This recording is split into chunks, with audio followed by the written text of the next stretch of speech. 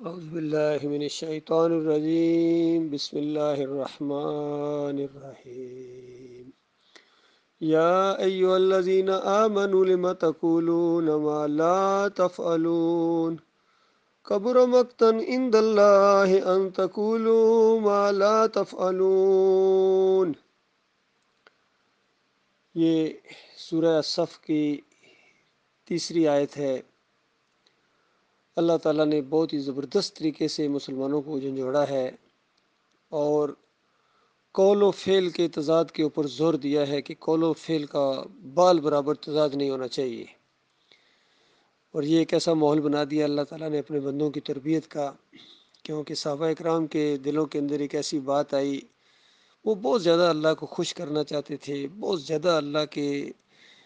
ساتھ محبت تھی ان کو، اور ایسے اعمال ڈھونڈتے تھے کہ جن سے مالک راضی ہو جائے۔ تو اس انداز سے انہوں نے یہ سوال کیا کہ کوئی ایسی بات بتائی جائے کہ ہمارا مالک اور خالق ہم سے خوش ہو جائے۔ تو اس انداز سے بتایا گیا کہ اے ایمان والو، وہ بات کیوں کہتے ہو جو کرو نہیں، اور اللہ کے نزدیک یہ بہت ہی بڑی بات ہے کہ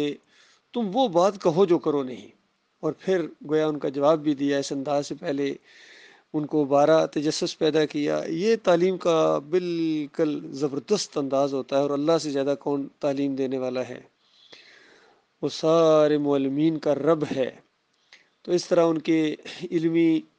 شوق کو ابھارنے کے بعد گویا اسی بات کا جواب دیا کہ سنو میں کن لوگوں سے محبت کرتا ہوں۔ اگلی آیت میں فرمایا ان اللہ یحب الذین یقاتلون فی سبیلہ صفا کانہم بنیان مرصوص۔ مالک فرماتا ہے کہ اللہ ان سے محبت کرتا ہے جو اللہ کی راہ میں ایسے لڑتے ہیں، قتال کرتے ہیں، اس طرح جس طرح سیسا پلائی ہوئی دیوار ہوتی ہے، اور اللہ تعالیٰ ایسے لوگوں کو محبوب رکھتا ہے، ایسے لوگوں کو پیار کرتا ہے، محبت کرتا ہے۔ جس طرح ذوالقرنین علیہ السلام نے نہیں وہ دیوار بنائی تھی، کس طرح اس کو تانبا ڈال دیا اس کے اندر، یاجوج ماجوج تک اس کو نہیں توڑ سکتے تھے، اور بتایا ایسی دیوار مومنوں کے دل آپس میں اس طرح جڑے ہوئے ہوں، اس طرح آپس میں محبت کریں خالص اللہ کی رضا کے لیے۔ تو یہ ایک بات تھی جو میرے سامنے آئی آج، تو میں نے چاہا کہ بھائیوں تک یہ بات پہنچاؤں کہ یہاں قول و فعل کے تضاد نے انسانوں کو ہمیشہ جو ہے نا وہ مبتلا کیا ہے، اور پھر اس سے انہوں نے مار کھائی ہے۔ قول و فعل کا تضاد بڑے بڑے اٹھے ہیں اس دور کے اندر، خاص کر مودودی جیسے آدمی اور ڈاکٹر اسرار جیسے آدمی، اور کتنے ہیں بڑے جوش کے ساتھ اٹھے ہیں، خادم حسین رضوی جیسے آدمی، حافظ سعید جیسے آدمی، فضل الرحمان کو دیکھو، طاہر القادری کو دیکھو، عمران خان کو دیکھو، سارے جتنے بھی ہیں بڑے بڑے جرنیل بھی آئے ہیں، لیکن قول و فعل کے تضاد کے اندر مبتلا ہے۔ جو کہتے ہیں کرتے نہیں، کرتے وہ جس کا حکم نہیں دیا گیا ہے۔ اس کی ایک مثال میں بھی آپ کے سامنے لاؤں گا۔ ڈاکٹر اسرار کا یہ بیان سورہ توبہ کی وہ آیتیں پیش کر رہے ہیں، کاش یہ خود اس کے اوپر عمل کرتے۔ ان کا اپنا عمل ان آیات کے بالکل خلاف تھا، اس وجہ سے کوئی بڑی تبدیلی نہیں آ رہی ہے۔ تو لہٰذا اس بات کے اوپر غور کیا جائے کہ قول و فعل کی تضاد کو ختم کریں، تب خیر آئے گی انشاءاللہ۔ تو یہ آپ کے سامنے میں ان کا ایک بیان لاتا ہوں، جس سے آپ کو پتہ چلے گا کہ کس طرح وہ خود اپنے ہی باتوں کے کتنے خلاف کرتے رہے ہیں۔ مزید تبصرہ انشاءاللہ اس کے بعد میں کروں گا، ان کا بیان سننے کے بعد۔ اور وہ آیت میں آپ کو سنا چکا ہوں، سورہ توبہ کی آیت نمبر 24، انتہائی لرزا دینے والی آیت۔ اے نبی ان کے کان کھول دیجئے، اچھی طرح سنا دیجئے کہ اے لوگو، اے ایمان کے دعوے دارو، اگر تمہیں اپنے باپ، اپنے بیٹے، اپنے بھائی، اپنی بیویاں یا بیویوں کے لیے شوہر، اور اپنے رشتہ دار، اور اپنے وہ مال جو بڑی محنت سے کما کر کھتے بھرے ہوئے ہیں، اور اپنی وہ تجارت، اور اپنے وہ محل، اپنی حویلیاں جو تم نے تعمیر کی ہیں اور ایسے بنائے ہیں، قرآن مجید میں آتا ہے ایسے بنا رہے جس تمہیں ہمیشہ رہنا ہے ان مکانوں کے اندر۔ اگر یہ 8 چیزیں محبوب تر ہیں اللہ سے اور اللہ کے رسول سے اور اللہ کی راہ میں جہاد سے، تو جاؤ دفعہ ہو جاؤ، وہاں بیٹھ کر انتظار کرو یہاں تک کہ اللہ اپنا فیصلہ سنا دے، اور اللہ ایسے فاسقوں کو کبھی ہدایت نہیں دے گا۔ دیکھیے، یہ سورہ توبہ کی آیات انہوں نے پیش کی ہیں کہ 8 محبتیں اگر تمہیں زیادہ محبوب ہیں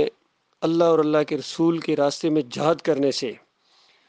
تو پھر ایسے لوگوں کو اللہ ہدایت نہیں دیتا ہے، بیٹھے رہو، مرنے کے اوپر ہی گویا تمہیں پتہ چلے گا کہ تم کتنے بڑے منافق تھے۔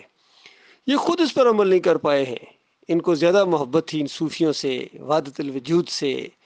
اور کتنی شرکیہ باتیں ان کے اندر آئی ہیں جن کی نشاندہی میں نے کی اپنے ویلاگس کے اندر، آپ سن لیجئے۔ تو یہ خود اس پر عمل نہیں کرے، انہوں نے جہاد کیا کرنا تھا، ان تو شرک سے ہی نہیں نکل پائے ہیں، وحدت الوجود سے نہیں نکل پائے ہیں، صوفی صاحب نے ان کے دماغوں سے نکلے ہیں۔ تو یہ ان کے اوپر یہ بات پوری آتی ہے کہ قول و فعل کا تو آپ کیوں وہ بات کہتے ہو جو کرتے نہیں۔ ہاں، اس سندھ کے اندر ایک شمع روشن ہوئی ہے جس نے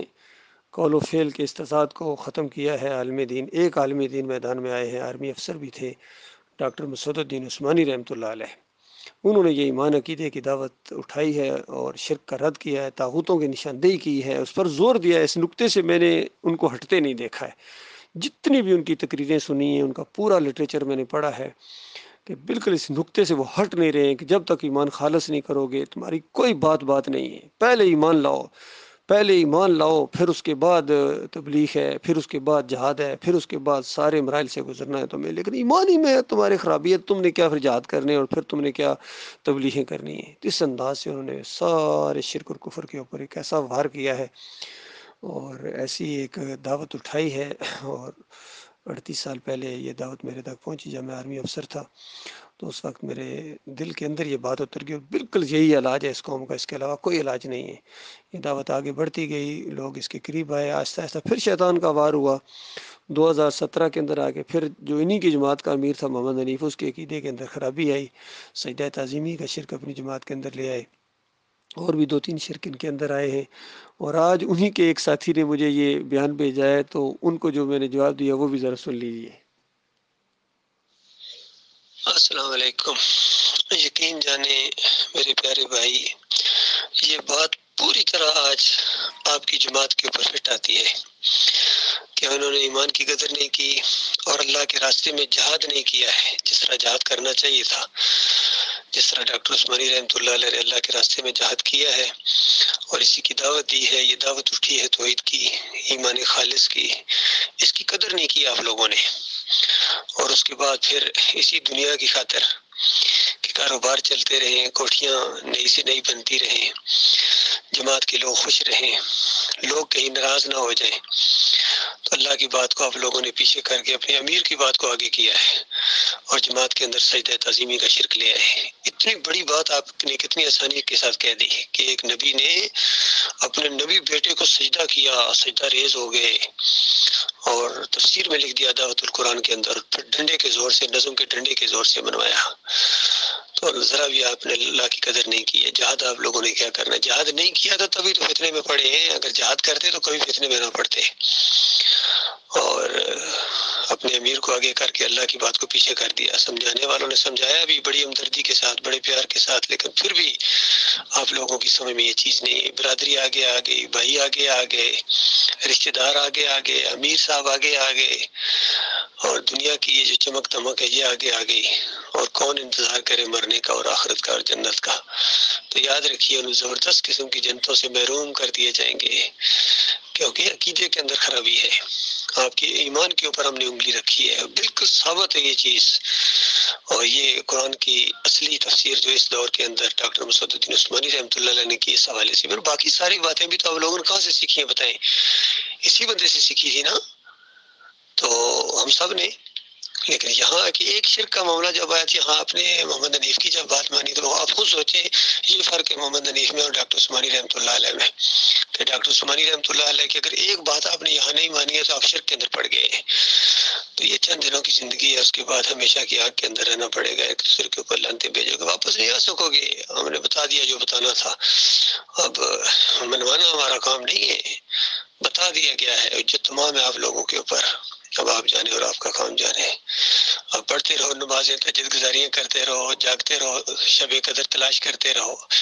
ابلیس فارغ کر چکا ہے آپ سے، آپ کے اندر سے ایمان کی جو روح تھی وہ کھینچ لی اس نے۔